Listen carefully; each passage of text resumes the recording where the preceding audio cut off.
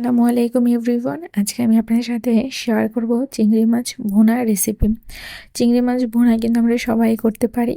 So আমি বাসায় যেভাবে রান্না করি সেটাই আপনাদের সাথে শেয়ার করব। তার জন্য আমি ফ্রাই প্যান বসিয়ে পর্যাপ্ত পরিমাণ তেল দিয়ে দিলাম 1.5 মুঠোর মতো পেঁয়াজ কুচি, আর দিয়ে দিলাম হচ্ছে 1 চামচের মতো হচ্ছে লবণ, যেন পেঁয়াজটা তাড়াতাড়ি নরম হয়ে যায়। এখন আমি ভালোভাবে ভেজে নেব। আমার যখন পেঁয়াজটা নরম হয়ে যাবে এ পর্যায়ে আমি দিয়ে দিব হচ্ছে চিংড়ি মাছ। চিংড়ি মাছগুলো আমি এখন দিয়ে দিব, আর দিয়ে দিব হচ্ছে একটি টমেটো আমি কেটে নিয়েছি স্লাইস করে, সেটাও আমি এখানে অ্যাড করে দিলাম। এখন সবগুলো উপকরণ আমি ভালোভাবে ভেজে নেব।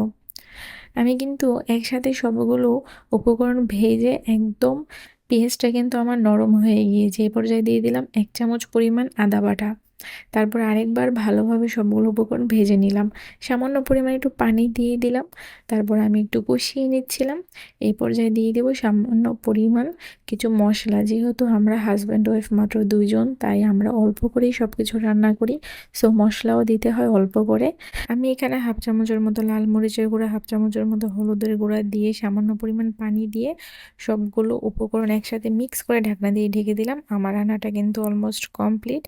এখানকার একটি সমস্যা, পেঁয়াজ সহজে সিদ্ধ হতে চায় না, আর কালারটাও কিন্তু সুন্দর আসে না। আজকে এই পর্যন্তই। আল্লাহ হাফেজ।